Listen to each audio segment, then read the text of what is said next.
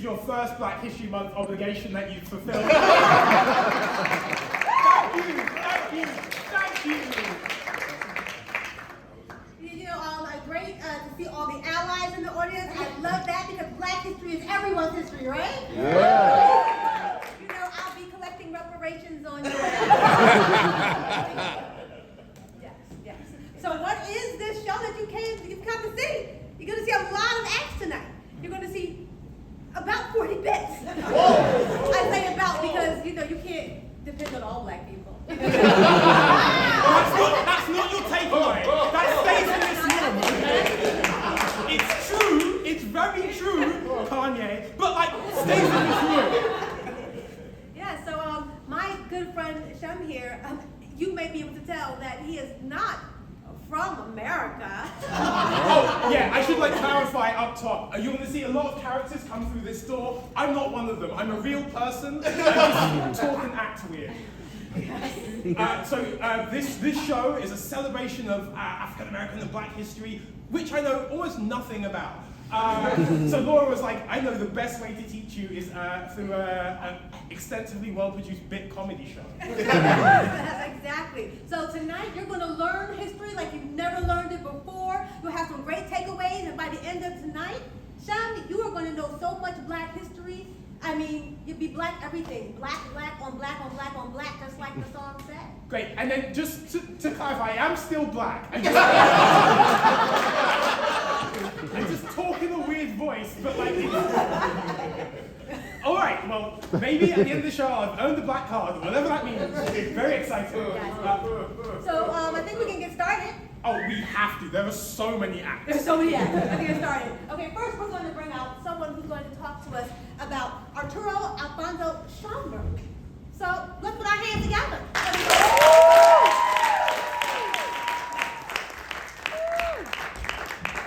I'm your first expert on Black history tonight. Aquarius King Arturo Alfonso Schomburg was a Puerto Rican-born, not an actor, writer, historian, curator, activist, and yes, because Puerto Rican-born, he is African-American. As a Dominican and Puerto Rican who looks like and sounds like this, please believe I didn't just lie to present this information to you. Like Arturo, I am also someone who nobody understands is Latino until told otherwise. When I first learned that Arturo was, when I first learned that the famous New York Public Library branch, the Harlem's jewel of the Schomburg Center, was named after a Puerto Rican, I felt special kinship with Arturo, because Schomburg is the second least Spanish name I've ever heard. It's German, actually, and that meant a lot to me specifically, because my first legal name is Josh Wald. Josh Wald, it's one word, like Lee Harvey Oswald, who is not Black or Latino. Anyway, Senor Schomburg, today, we raise you up today, not just because you documented Afro-Latino and African-American excellence, but also because you are a beacon to Latinos with white names everywhere.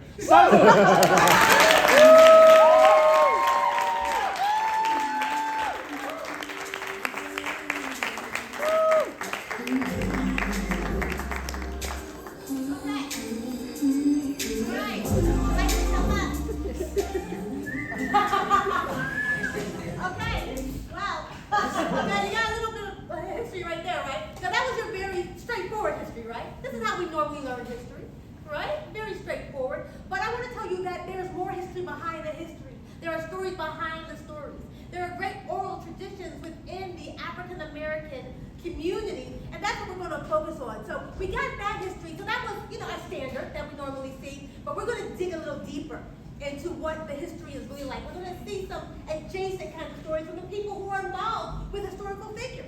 So I think you're ready to learn about that, right, Chef? I'm working out if Puerto Rico's black or not still. But yes, I would love to learn more.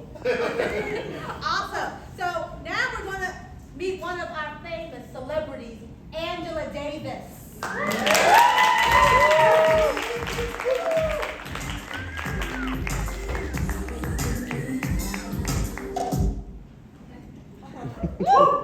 Angela's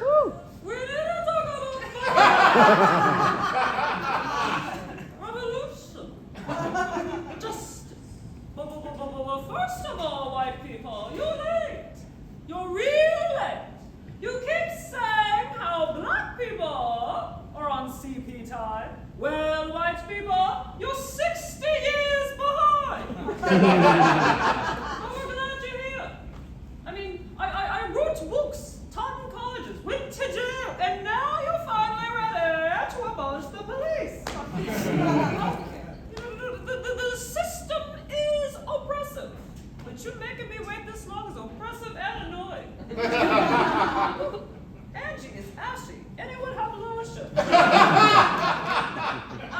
are injustices, but I actually do need lotion. Black people, anybody have lotion? Yes, thank you. The system is oppressive, but she is not. Now, white people, the Black Panthers still exist. We're just old and we're tied to Wakanda. We couldn't wait for y'all anymore. But we need to talk about social media. Your blue bracelets and black squares make my tummy hurt. But this young generation of black people, I went on Black Twitter. Yes, wanted to see what the young folks were being woke about. And you all were talking about my favorite movie, Black Panther. You all were calling it Nigger Cat. Black and white people, we need to do better. Get off your phones and get with it. And I had to actually march and walk. You all just beep, beep, boop, boop. 1 second. Yes, DoorDash? yes, no, I'm in the basement, 14th and 2nd Ave. Yeah, it doesn't have a sign. Yeah, it's really weird, yeah? It's not come down the stairs. Yeah, I haven't paid yet. Someone in the audience is going to Venmo. At OG, Oakland, Black Batty 69. No one is writing this down. No, I'll just come up the stairs. Okay. All right, well, get with it. Really use your words and get with the revolution. I just hate soggy French fries.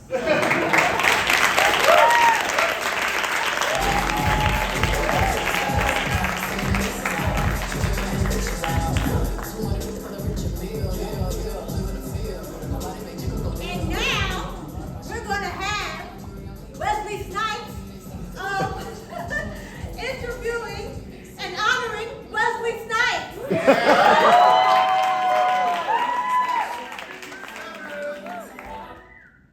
Good evening. Salutations. I'm Wesley Snipes. You may recognize me from my brief stint as Woody Harrelson's best friend in the 90s.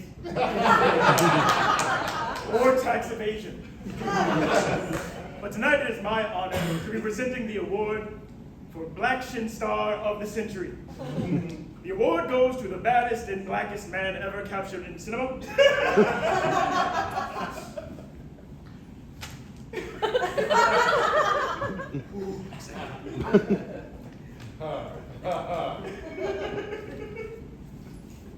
And the award for Carl Weathers' Black Shin Star of the Century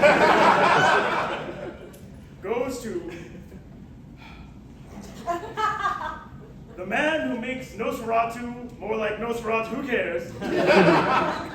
And the baddest man ever captured, the man with the most iconic roundhouse kicks ever captured in Lee Jeans, Wesley Snipes.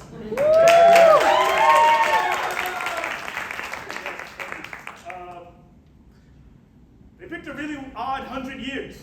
And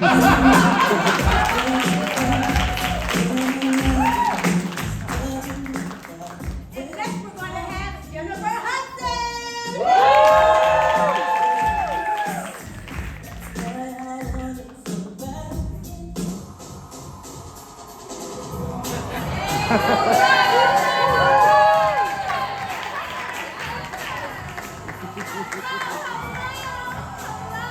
Thank you so much.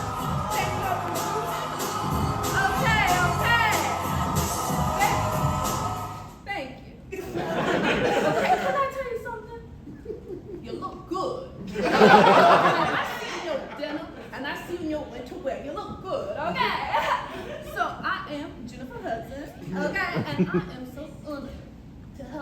celebrate the unsung heroes of Black History Month. Okay! So, Jennifer Hudson, me, baby, look, I know this is a comedy show, but one thing about Jennifer Hudson, I will never joke around. But I always sing it down. Oh, wait, no, sorry, no, it's not that kind of show, I'm so sorry, but thank you, but that was How?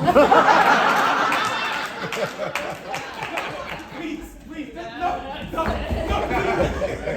I support black women, I just...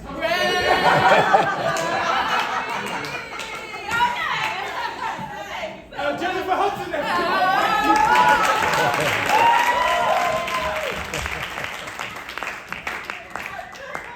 She's pretty determined. Free microphones. Well now, when we're on this whole musical tip, we're gonna find out why Prince and Madonna had a feud. They had a feud? They apparently had a feud. Okay.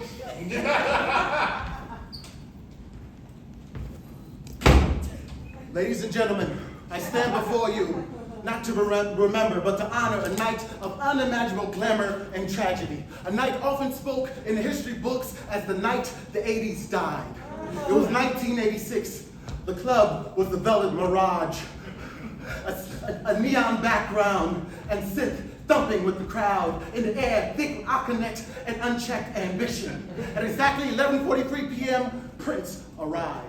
A vision of purple velvet, and on his feet, heels so high it needed altitude clearance. The man didn't walk, he levitated with pure ambition. And then she arrived, strutting through the fog like a blonde general headed to war, Madonna. And on her feet, the exact same pair of heels. Not identical, but bedazzled with rhinestones. The tension was thicker than Rick James' sideburns. Prince with daggers in his eyes, Madonna popping a gum, and then a shot was fired. Prince looked at Madonna and said, "Cute heels, are they used?" Chaos erupted. Lionel Richie, bless his heart, tried to play mediator, but he had to drag Prince out the club by his ascot. And Madonna couldn't unhinge, had to be held back by every member of Earth, Wind, and Fire. Even the wind was out of breath. And through the chaos, a champagne bottle toppled over, and the liquid flew through the air and landed squarely on the jerry curl of an unsuspecting bystander. Ignition of flame, the jerry curl burst into flame. The fire fueled by synthetic fabrics and hairspray combusted into jerry curl on fire, into jerry curl on fire, like a flaming Congo line of pure chaos. The sequence melted, the shoulder pads combusted, a keytar exploded, and through the smoke, there was no synth. Just one neon light flickering one last time, the night the 80s died. Now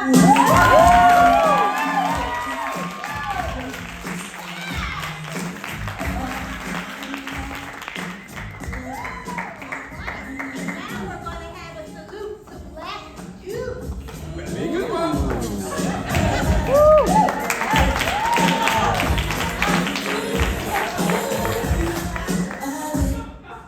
Hello everybody, I'm Maya, and this is a salute to Black History Month's chosen heroes, Black Jews. Our first group of famous Black Jews are those born to one Jewish parent. To name a few, Tiffany Haddish, Tracy Ellis Ross, Daveed Diggs, Maya Rudolph, Lenny Kravitz, the list goes on. And to these unsung heroes, I say much respect. Because being born Black and Jewish means double the inherited trauma and double the lactose intolerance. Side note, cheese is delicious, it's worth the diarrhea. Our next group of famous Black Jews are those who converted to Judaism, who get major mitzvah points for not only having to endure racism, but also opting in on anti-Semitism. Sammy Davis Jr., who is perhaps the most famous example, converted shortly after a car accident in which he lost his left eye. This is a Black man who woke up in a hospital bed in 1954 with only one eye and thought, you know what my life needs? Nazis. But clearly conversion was a fitting choice because he was obviously a man with chutzpah. So to all the Black Jews celebrating Black History Month, please join me in raising a toast and a tip of the yarmulke. L'chaim.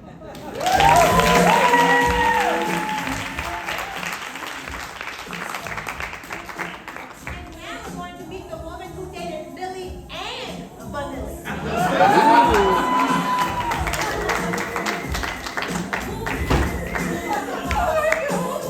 Oh my gosh, Millie and Vanilli. I'm so proud of you. You have won the Grammy for Best New Artist 1989, and I am so in love with you, Millie, and you, Vanilli. It's true. Boy, you know it's true. I love you. And you. Oh, Millie, you. And your wonderful, wonderful way that you dance. And then you rap, and then you dance and you rap. It's so authentic. And you, Vanilli, your lovely green eyes and your melodic singing voice. What could be more true than our love for each other? I know I must choose between the both of you. Your riches are too great. There will be so many women who are coming for you. And the wonderful long careers I know that you both have. How can I choose? How can I choose? You're both so beautiful. How about this? You sing for me live. And then you rap for me live. And then I will choose between the two. Go ahead. Go ahead.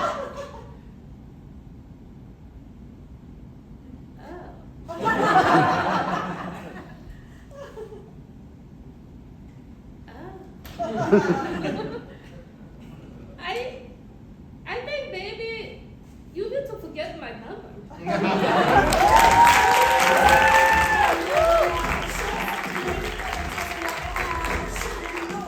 That's right here, some of our favorite quotes from prominent African-American female leader, Rachel Dolezal.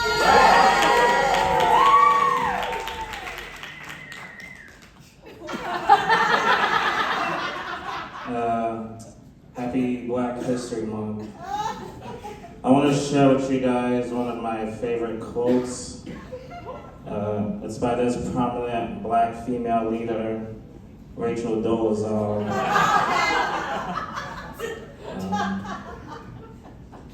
She once said, "Keep it pushing, my nigga."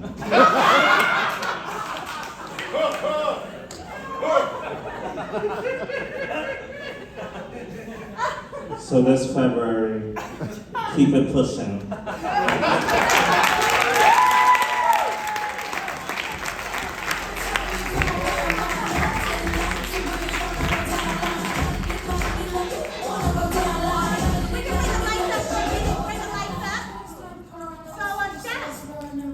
What have you learned so far? As a black man with a Jewish first name, I felt saluted. Not Jewish in the slightest, but like, you know, that's a good time. I've learned there's beautiful poetry between Prince and Madonna. That was delighted.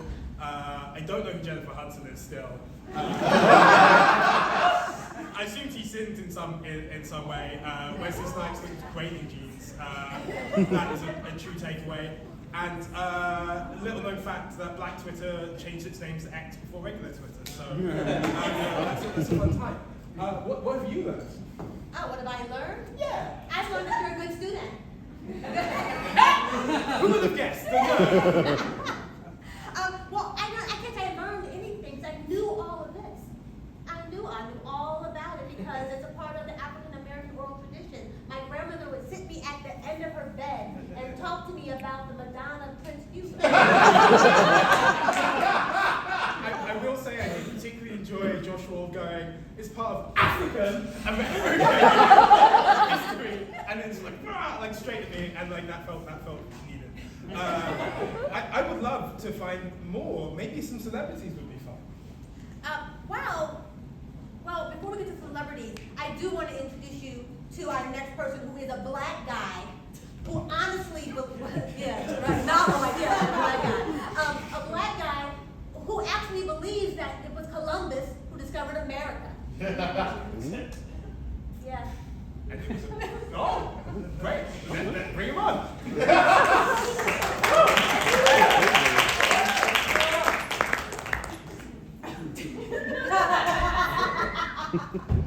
White people, I'm not here to harm you.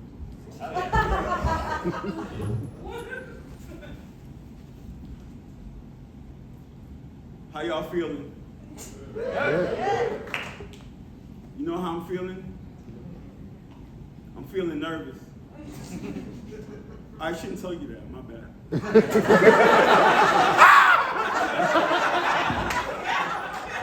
Oh, my bad.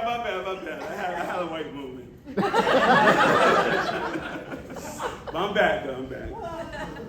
Alright. Yo, my G, what you talking about? Christopher Columbus here discovered America. Anybody here believe Christopher Columbus discovered America? I mean, if you wasn't here, would you be? Any Republicans in the house? Okay, all right, my bad. That's the first thing. All right, let me go back to my bit.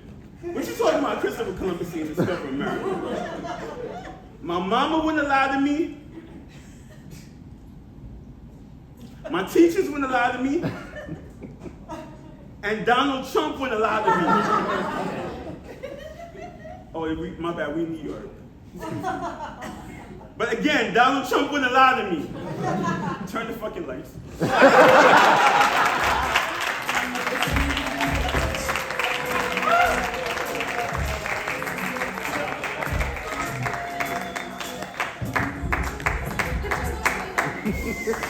So much to unpack with that one. Still somehow a janitor. And now we're going to have Dick Gregory when he desegregated comedy for the first time.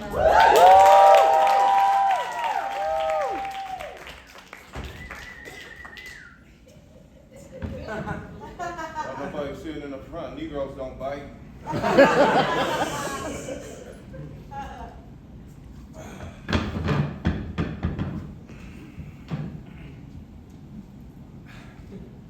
I almost didn't make it to the show. I tried to hail a cab, didn't stop. So I had to get on a bus. And on the way here, the bus started making all types of noises. And when I was getting off the bus, I asked the driver, I said, what was all those sounds? And he looked at me and he said, it's the sound of you not walking.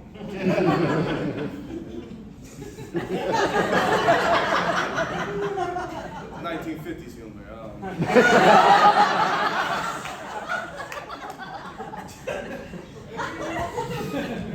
Now, I know you're surprised to see me here. I'm quite surprised to see you as well. A bunch of white folks and a black man, a Negro over here, and we're all enjoying ourselves together. So I just wanted to say, I hope all your dreams come true. I hope everything manifests in your favor. Keep chasing those goals, never settle. I don't like settlers.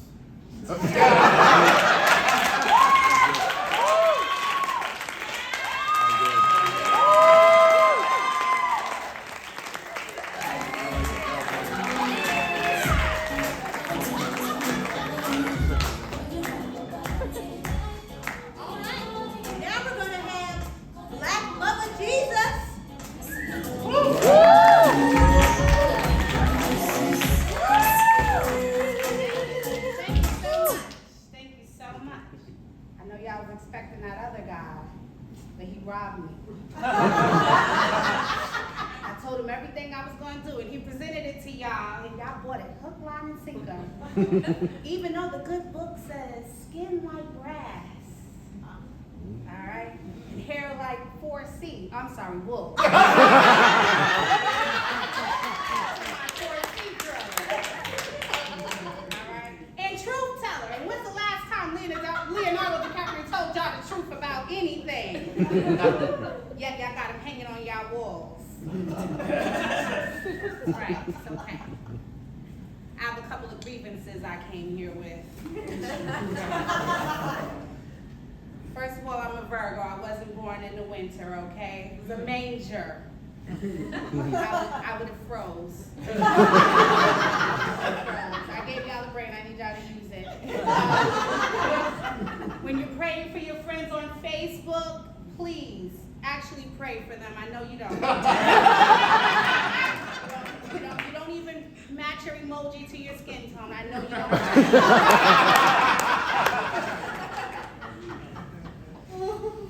And please stop asking me to take the wheel. I'm tired.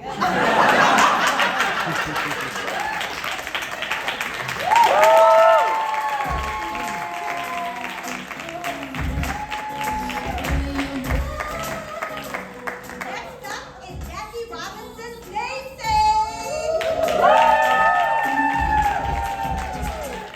Thank you everybody for coming to my birthday party, especially you, Dad. I haven't seen you in a long time, and I really miss you. You're my man. Yeah, so that man named me Jackie Robinson. And it's amazing to be named after somebody who broke the color barrier in baseball. What was that, Dad? You didn't name me after Jackie Robinson, the baseball player. You named me after Jackie Robinson Parkway.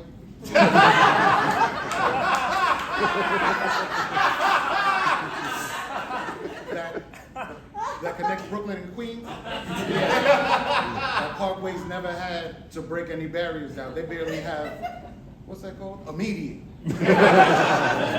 Okay. Yeah, but that was named Jackie Robinson Parkway when I was like 7. Why did you call it? Oh, okay, because it had all the girls. You could slide in and out to the different, using that roadway, you could slide in and out. Okay? And then when you're sliding out, and then you could play with their, they were playing with your bat and your balls. Okay, I get it. And you know what? I don't really like baseball euphemisms, and I don't like you. My whole life I thought I was Jackie Robinson, the Dark Destroyer. But I'm actually Jackie Robinson, the Car Destroyer. Wait, is that why you spelled my sister Brittany's name? Oh, sorry, my sister, I got so many sisters. My sister Becky's name, BQE?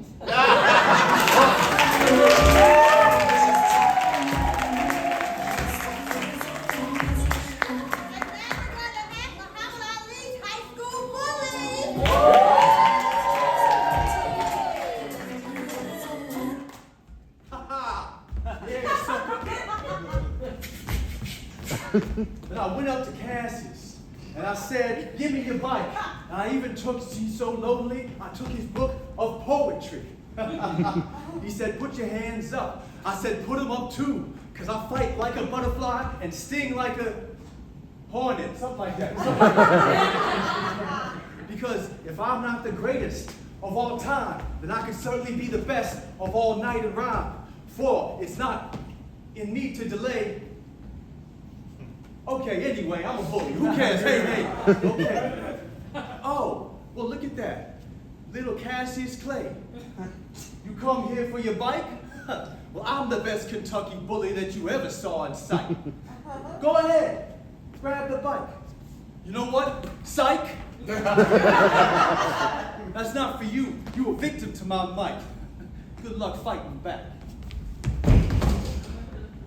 I am the bestest. I am the bestest. I am the bestest, Cassius.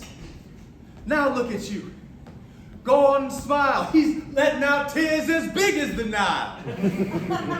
My victim, my power, I stand to deliver. And sure, he does cry when my bullies go ascending.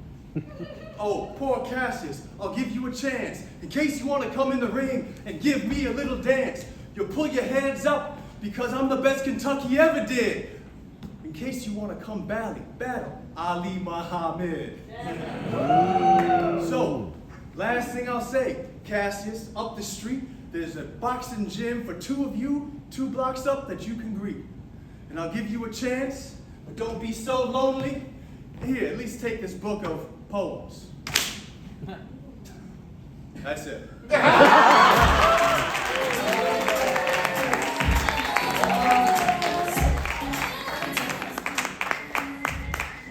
Who knows where Laura is, but now we have 2 black women who always show up too late for significant historical events.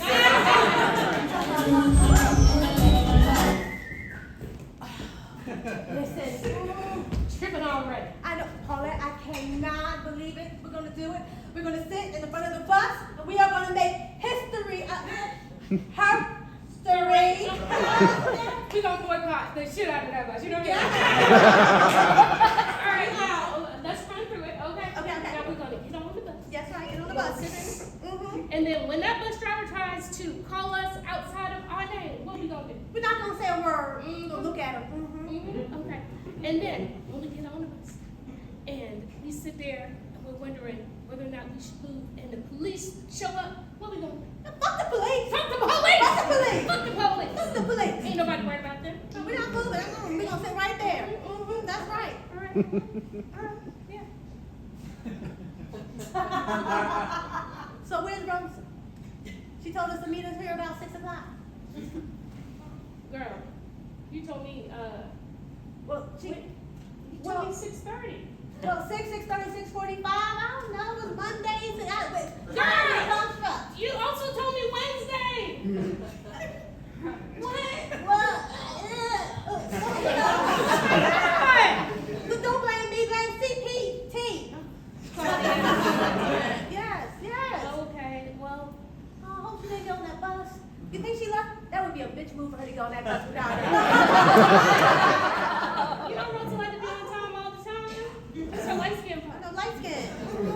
Well, I just wish there was something we could do. Why would she leave without us? I wish there was this, I don't know, some kind of way where we could communicate with people on the phone when we're out and about.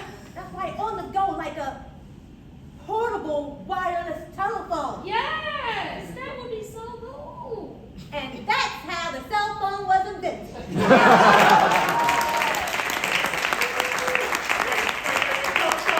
Wait, Laura, are you telling me that black women invented the cell phone? Are you telling me black women did not invent the cell phone? Very fair. Okay, great. That's how black women invented the cell phone.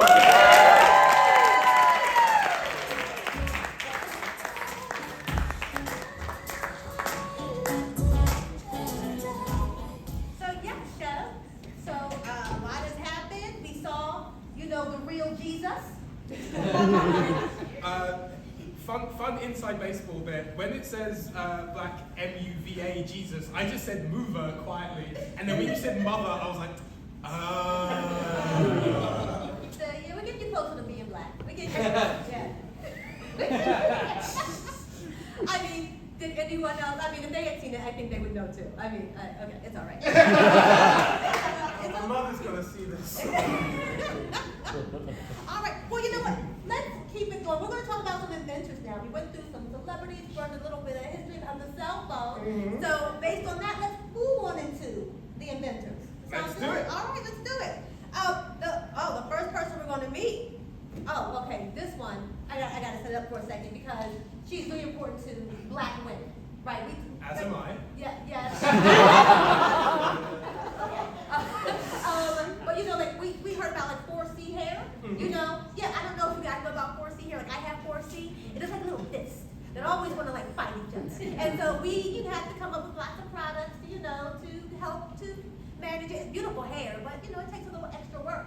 So this woman actually created so many processes that help with African American hair. So I want to bring out, well, actually, it wasn't that woman that we're about to meet. It's not, because we're going to hear the side story.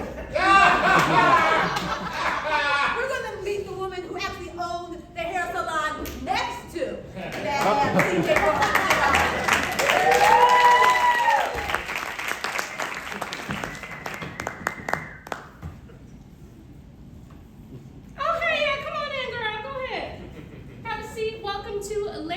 CJ. Miller's a hair salon. Sit down right over there. We take walk-ins. That's fine. Oh, you was trying to go next door. Yeah. Oh yeah. Madam CJ, she's cool. We went to hair school together. She's doing really well. Yeah. The first black female millionaire in the United States. That's great. I taught her how to braid. She couldn't even braid. She was doing twists and calling them braid. And I was like, oh, that's not a braid. And then it was this one time. I'm happy for you.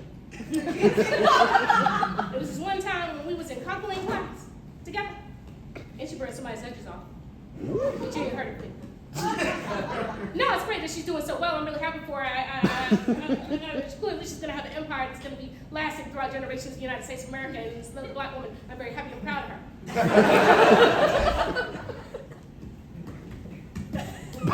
She's fine. She's fine. You're good. Oh yeah. We were in class together. You know what else? You know what else? She didn't know how to cornrow. She could braid after I taught her braid. Then she know how to cornrow. She thought a cornrow was twist, then she put to the side. And I was like, no, girl, that's not a cornrow. Cornrow is the one that goes all the way down to the right. How you gonna be black? You don't know how to do that. I'm happy for her though. That's great. You know what? You sit there. You got next. No. She just bought this big house down on 5th Street. It's real nice. No, I haven't been invited. I know she does. She be having parties. She be selling purses and stuff. It's fine. I'm happy for it though. Go ahead and sit in the bowl. I'll get to you next. I'll get to you next. No, we're real happy for her over here though. Okay. Did you did you condition your hair before you got over here? You didn't condition your hair. You did not condition. Do you know that she didn't even know how to use conditioner? Did you know that? It's fine. I'm happy for her though.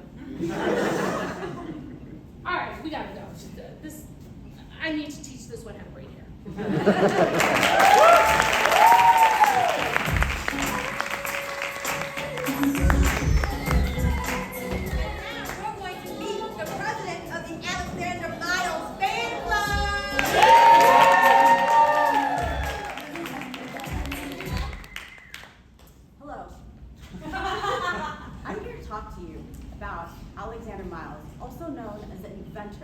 Automatic elevator doors, and how his advancement contributed to our existence. Allow me to demonstrate. 2. What floor are you going to? 6.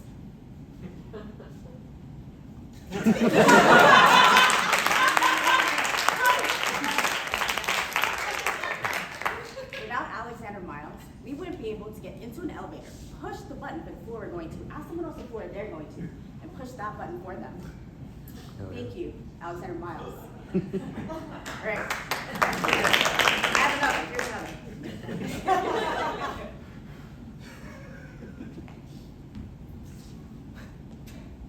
Sorry. So stupid.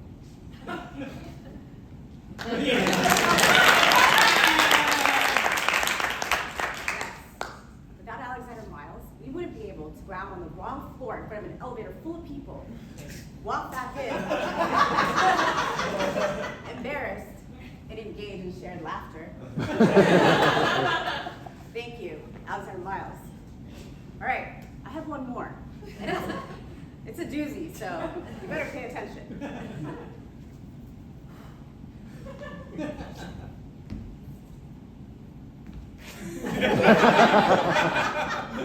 All right. I think we all know what that one was, so I'll say it together. That was getting out on the wrong floor in front of an elevator full of people, but you don't want them to know. So you act like you're on the right floor, and you keep on walking. You don't want to look stupid. Wow. Now you know everything I know.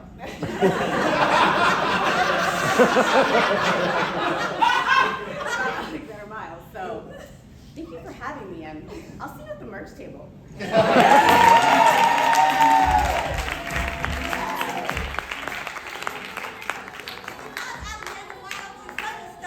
going to have a special presentation from a woman who appreciates Alexander Miles as well.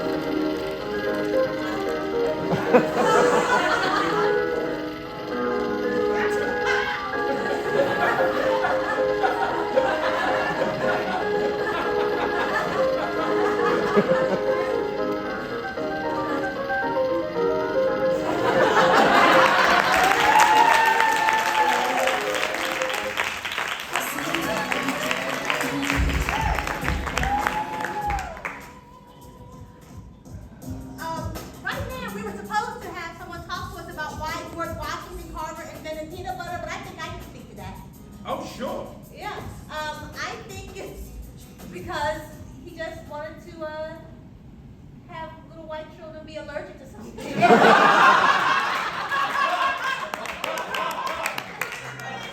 that's probably my favorite.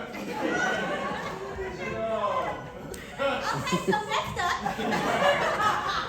we're going to have, and I hope I pronounced this correctly, Dr. Philip Imiguali, the pioneer of the internet.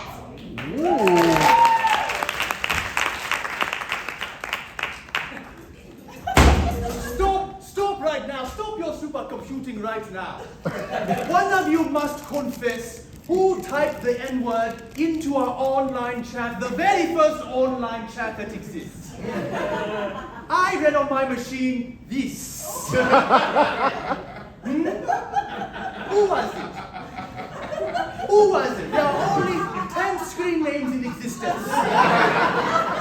I did not earn the 1989 Gordon Bell Prize in Supercomputing to be called an insult that does not compute.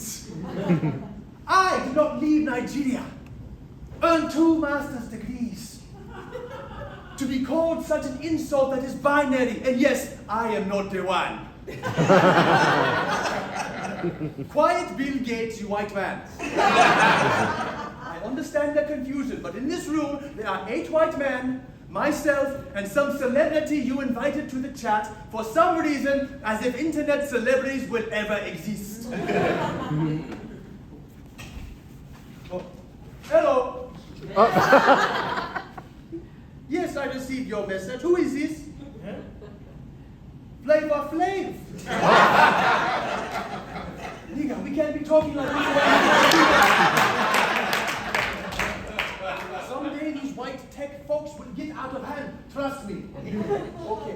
Okay. Tell Chuck D fight the power. Yes. Okay. Let us promise that our supercomputer and internet that will follow will never have the N-word again.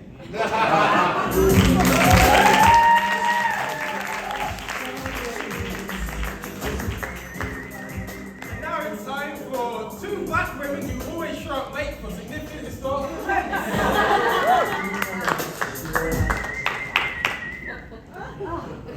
Paulette, I can't believe it. We're here. We're doing it.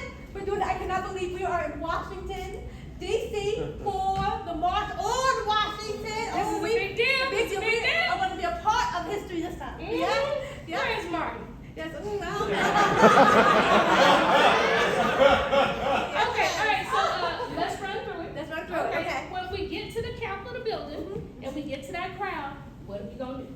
We hold hands so we won't be separated. Exactly. Yes. Okay, then, after that, if agitators try to get at us and get all up in our face while we fight for this freedom, what are we going to do? We don't engage. Mhm. We don't engage, no. And if the police try to intervene, what are we going to do? Fuck the police. Fuck the police. Fuck the police. Fuck the Fuck the police. police. Fuck the police.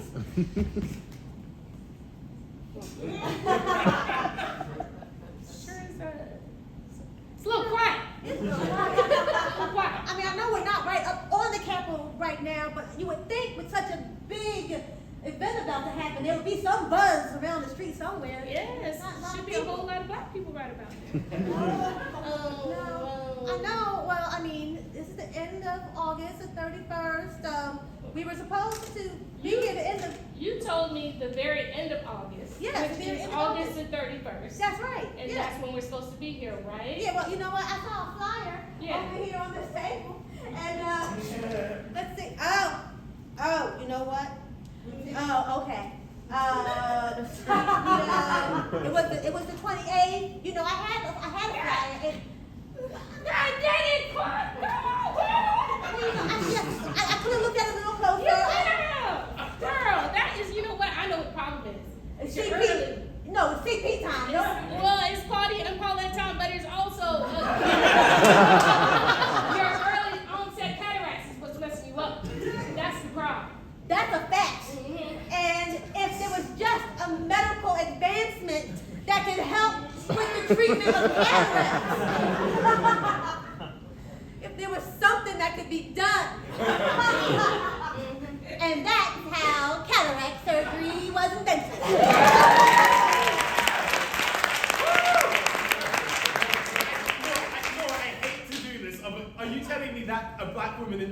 cataract surgery. No. We're telling you a black woman invented January 6th. Congrats.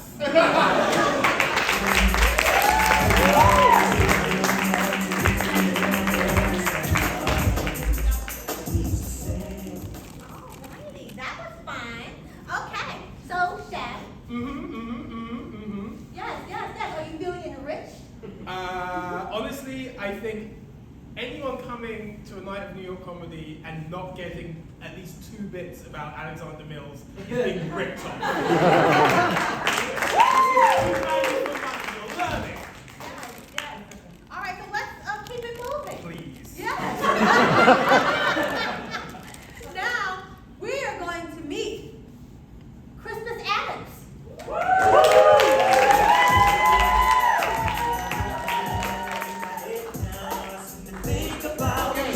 Okay, I'm not Christmas Adams. I'm so sorry. This is what Christmas Adams looks like. I'm gonna give you a little bit about his life because it's important for a couple main reasons. Okay, so Christmas Adams first blasted, the first American to be killed in the Revolutionary War. Okay, and he, a black man, he was known for this saying: "Bring 2 sticks to the revolution." Okay, and that's because if you were going to the revolution and you saw your friend and he didn't have a stick, you could throw your friend a stick, and now 2 people have sticks at the revolution. That was his rallying cry. He rallied like 50 Bostonians. Think about how racist Boston must have been in 1770. Think about how racist it is now. Think about it. The black man led all these people to fight the British. It was the Boston Massacre. They kill this guy completely. They shoot this guy dead. They shoot him dead really quickly. And I gotta tell you about it for 2 reasons. One reason, it's all in historiography and the history of history. He's often brought up during the Civil War, during abolition, during any progressive moment in the 60s. We bring up Christmas Adams as like the first black man who died in the Revolution. But there's a question of whether he's black at all, which I relate too hard. A kid in middle school still has my black card. But he was mysterious, okay? Because there wasn't that many descriptions. Because the people of the time, they did a history of it, and they were trying to figure out how to describe him. And the history of the time describes him in 2 ways: a stout mulatto, and the type of man to throw a harpoon at a whale. Don't know what that means. You have to think about what racism in 1771 was. It's almost like he's the type of guy to throw a harpoon at a whale. Because he may be a Wampoog Indian descended from Massachusetts native peoples. That's another big theory. And mulatto could mean anyone. It's just like when someone says Mexican today, they could be referring to someone from Yemen. It's that same racism, right? But like 250 years ago. And they killed him, and I relate to that hard. So black, very expansive. Maybe you're like me. We have a very expansive definition of who counts as black. Maybe, yes. Like Nigerians don't even think other Nigerians are black. Do you know what I mean? But I have a very expansive Christmas addicts like me, black. Okay, second really important thing. This is a bit of a bummer. Tell me when I'm kicked out. Okay, so when history is taught about Christmas addicts and the Boston Massacre, they're talking about John Adams. And John Adams is famous for defending the British soldiers who shot the Boston Massacre, who did the Boston Massacre. And it's often taught in history as like, this is a very important moment, right? Because it's about the rule of American law, okay? That even the accused, even the people that America is against, we give them a proper defense. And early President John Adams, who was an abolitionist, he's the most progressive guy of the time, okay? John Adams defended the British. Do you know what his exact quote in the trial was? His exact quote was, all the British soldiers did was, quote, shoot a bunch of Negroes, mulattoes, and saucy boys. That's the press release the NYPD puts out today when they shoot. There's a saucy boy. Mulattoes. I don't know, maybe he was Mexican, he was a mulatto, it was fine. Okay, so I just wanted to say that that's Christmas Addicts, and he's important for those 2 reasons, and you have to think that America, its history is based on a black man who tried to bring a stick and hit a British officer in the face, and that white people have been defending police brutality even when it's the American Revolution. Bummer, But that's it. Thank you.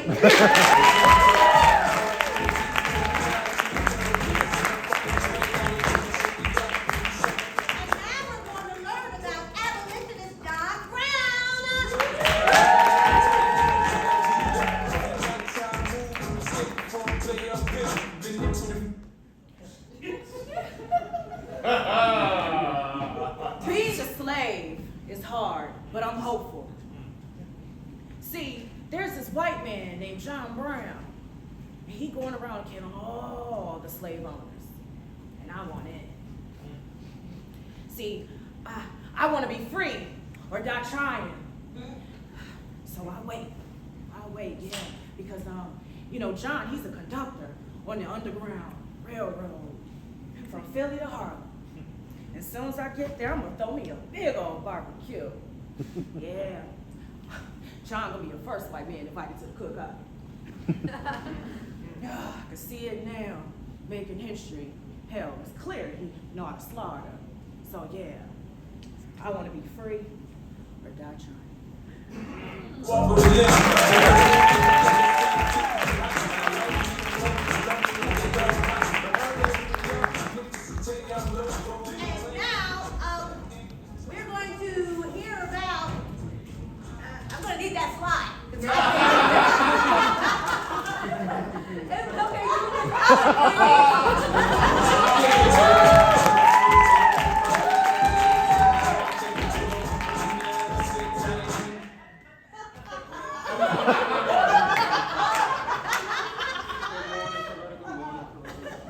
How did I sleep?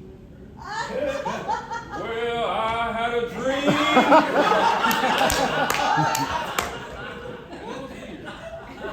I was underwater, but I could breathe perfectly. And I was surrounded by sharks that suddenly began to attack me because I refused to call them great whites.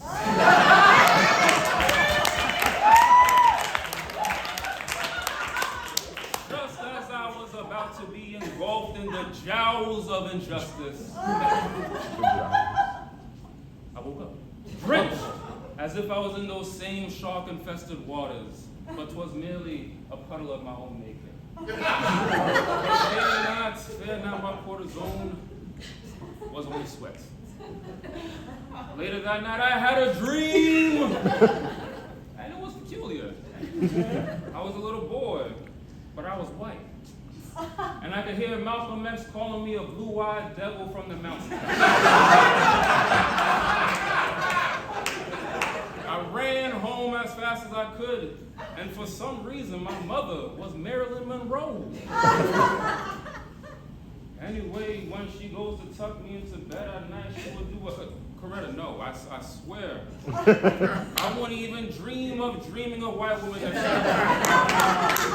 but you have to understand, I am a victim. And I know I said that last week when you called me with the two white women in my hotel room, but I'm a victim. I do not know how, and I do not know why, but the CIA is trying to kill me through the weaponization of white women.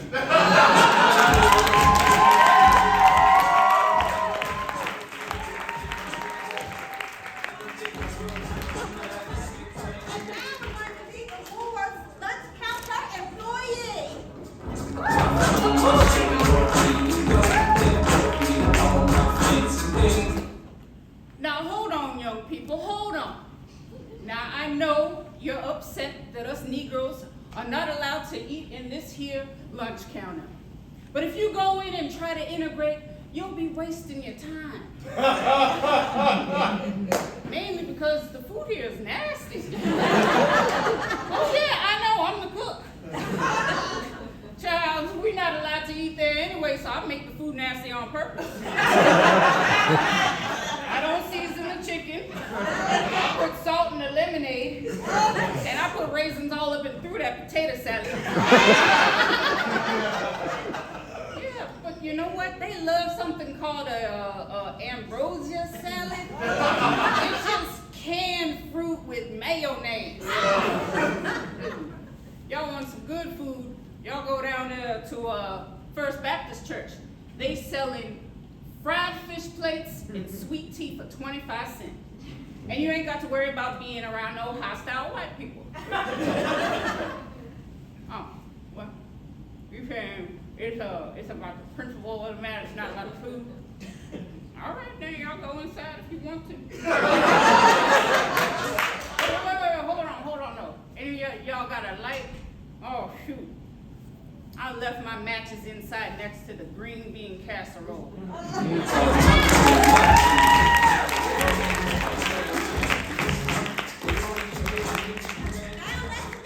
Frederick Douglass's Asian friend, Fred.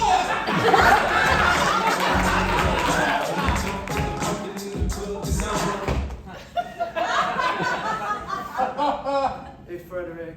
You feeling ready to give this speech, man? You're stressed? You're famous writer and abolitionist Frederick Douglass. And I'm Fred, your hipster Asian friend. You're gonna kill it up there, all right, man? And hey, we'll get Young Cha after, all right? Fuck yeah, I know you love Young Cha. I love your speech, man. The composite nation, the idea that America is built by immigrants, it's really powerful. I'm gonna wait outside until after you finish, because I didn't buy a ticket, but but hey, come to my place and let's watch Uzumaki season 1 after, all right? This is a really good speech, man. And Chinese people do deserve to become citizens of America. But listen, all I care about is that you got me that white girlfriend, man. You really put your biracial foot in the door for me. I have to tell you something. I'm a Chinese spy. Yeah, really. But listen, I'm gonna let them know that you're hella cool. You've been a really good friend to me, man.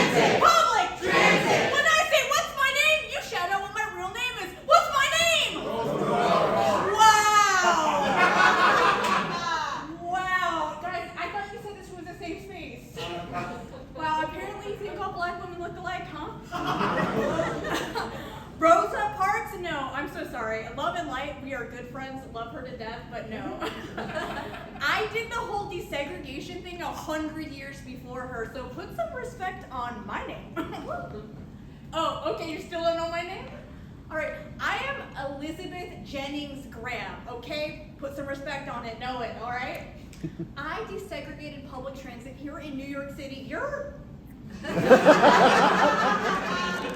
1854. Okay, so I get on a trolley, right, or a little horse cart, and they're like, get off, you're black, and I was like, no.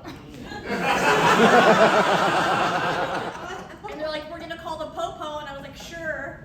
And they're like, we really are, and I was like, go ahead. And they're like, here comes the popo, and I was like, ew. And so I sued their asses and I won. You're welcome. Alright,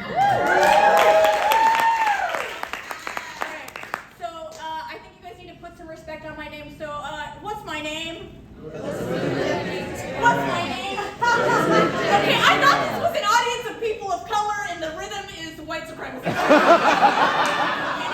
It's giving a legacy of oppression, this rhythm. Okay, so when I say Elizabeth, y'all say Jennings Graham. Elizabeth! Jennings Graham! Elizabeth! Jennings Graham! Elizabeth! Jennings Graham! Thank you. I am your favorite desegregator's favorite desegregator.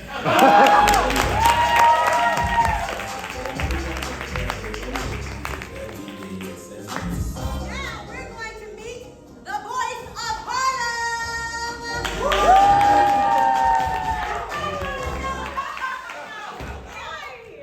Hi, I'm Ashley.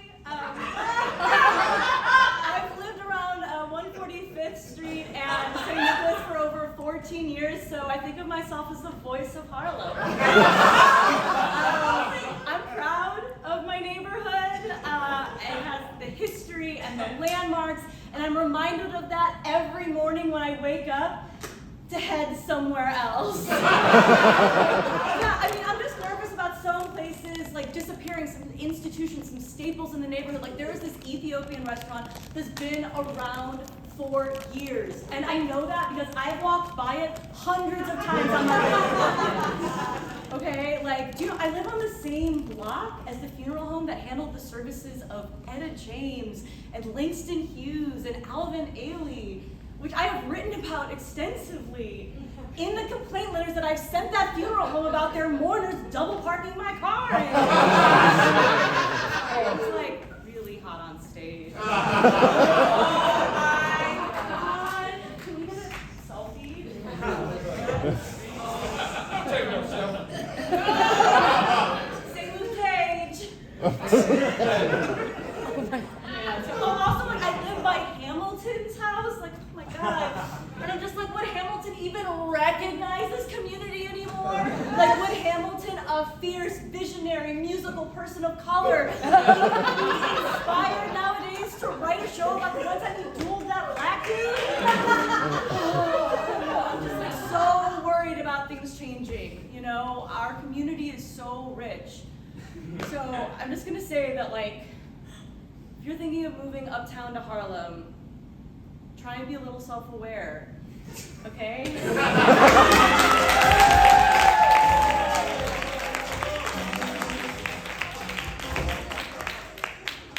It's time for two black women who always show up.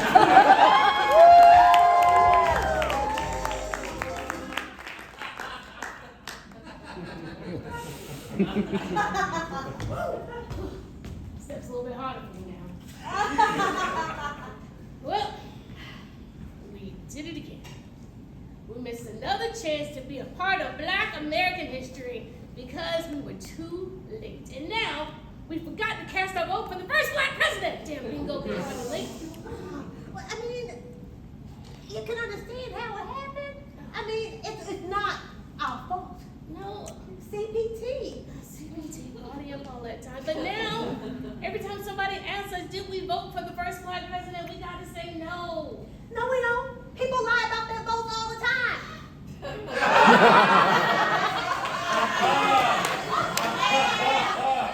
All right. Well, let's run through it. Okay.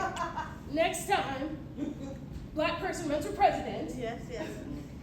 What do? We try to We vote early. exactly. But if we miss that, Then we do the regular voting, right? And then if we miss that, Fuck the police. Exactly. Fuck the police. I mean, but listen, you gotta understand the logic behind it, right? I mean, think about it. If there's early voting and regular voting, why is there not late voting? I mean, that logic is not lost upon me. I'm gonna tell you that right now. I mean, when we submit to comedy festivals, there's early registration, and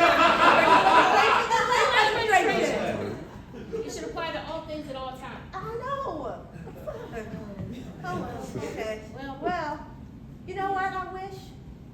I wish there was a system that was advanced with the elections. Something where there was electronics that made it easier for people of all kinds to vote and to know when to vote. Yeah. You know, something, it didn't matter if you had mobility issues. Yeah, or vision issues. Yeah, like my cataracts. You know, none of it. And in any of it. And that's how black women fixed the electoral problem. You know,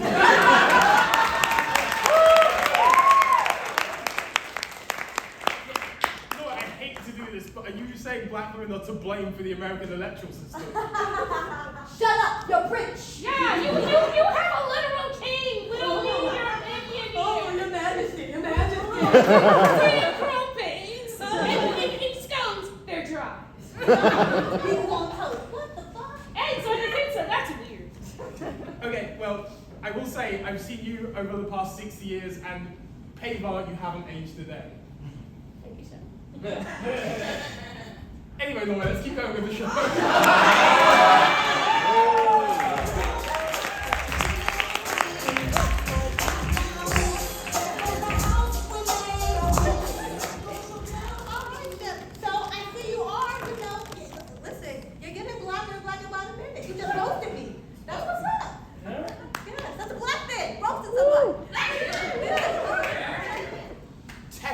response from the audience. Are we allowed to say that? I don't know.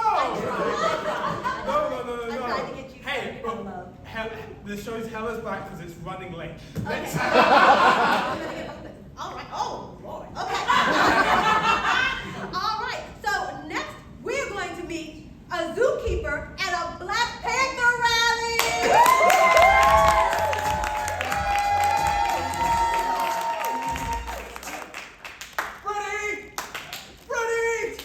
Oh, I'm so sorry. I'm interrupting. Has anybody seen a Black Panther? Oh, no, sorry, not you guys. I'm a zookeeper. He's like a large cat. He's usually pretty docile, but certain things set him off. So we should be fine unless he sees any sunglasses, black leather jackets, or Kangol hats. Oh no! We have so little time! Freddie! Oh, I'm so sorry I'm interrupting your speech. Let me help you. Black power? No, it sounds so weird when I say it. Black power, I'm not helping the cause at all. Black power is the first time I've ever said it. I'm so sorry. Freddie! Oh, there you are, little Freddie. Oh, Freddie, which is short for Fred Hampton. Oh, no, he's not named after anyone in particular. Why, what's your name?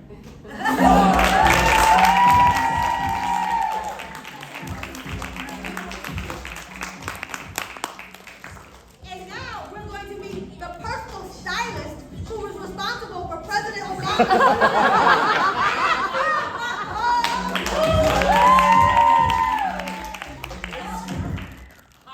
Mr. President. Hi, it's me, Dennis, your personal stylist. Michelle said I could come right in. I'm really sorry that we got off to the wrong foot earlier. I promise I will not be ordering you any more skinny jeans. But your suits, sir, your suits, it's blue or black or blue or black. Boring. Why don't we spice it up a little bit, sir? What about a green suit, huh? No, maybe a bold Obamacare orange moment. or maybe a no drama Obama llama fur jacket?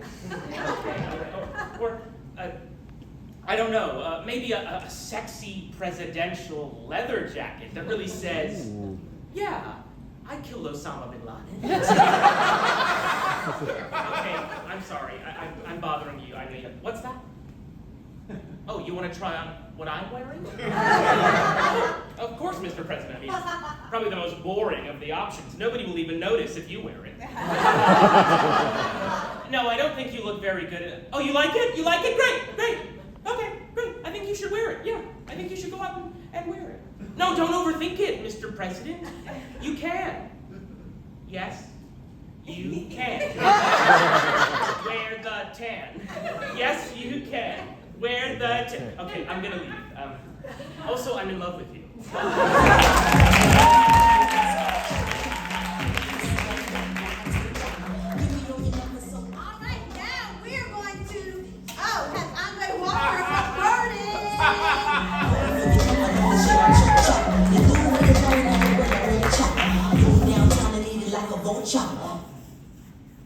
You know, I do miss being Oprah's personal hairstylist sometimes, but retiring does have its advantages.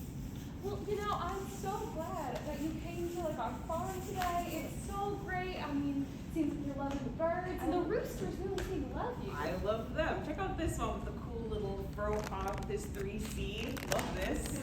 3C. Oh, it's my hair typing system. It's the thing I invented that offers 4 categories for all the diversity of hair types, from straight to wavy to curly to kinky. This is a 3C rooster. You see it at the top. Well, Andre, I'm just a simple farmer, and you're a big celebrity, but I'm pretty sure all birds have the same type of feather, which is straight. It might look straight, but if you get closer, look at this peacock. You're seeing S curls, loose waves, a little bit of frizz. That's your typical 2B. Okay, well, usually, like, we identify birds by, like, color, or, like, the environment, or, like, their behavior. We consider that in here too. Color, I see perm, we look at that. Here, but nothing beats the curl type, the size and the shape of the curl. That's what matters. That's it. Okay, well, how about this peacock right here? Okay, so this one's slightly different. We're seeing the frizziness on the bottom. We're seeing a tighter S curl. That's your typical 3A. This is a super scientific method. It sense your skepticism, but this is science. This is the same fucking peacock as before. It is pretty arbitrary. Yeah.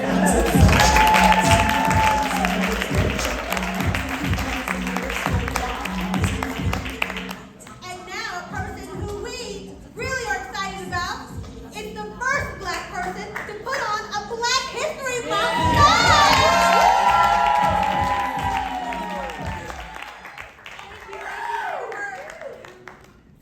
First, I want to say you're welcome. I come from a long line of Black revolutionaries. My great-great-grandfather, Carter G. Woodson, started Negro History Week in 1926. Yes, we've come a long way. I just want to say that Black history, it's not history, it's the future. It's happening every day. I remember the first time I put on a Black History Month show solely featuring Black people. The year was 1996. Men in Black had just come out. And people were like, Black people, we gotta let them speak. Walt Disney tried to kill me, but goddamn it, we did it. So, if you take anything from tonight, keep telling your history, because white people are going to try and erase it. Black history for us, by us. For us, by us. I like that.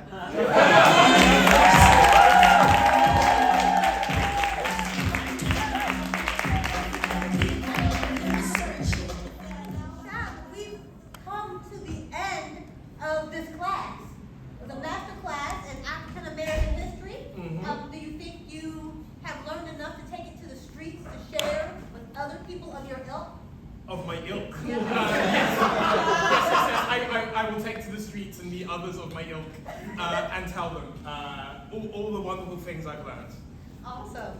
And I hope that this audience feels educated as well. Do you feel good like you've learned something today? When you go to the Revolution, bring 2 sticks. When you come to a revolutionary comedy show, bring 2 microphones. And on that note, can everyone in the cast come back on stage? Yeah!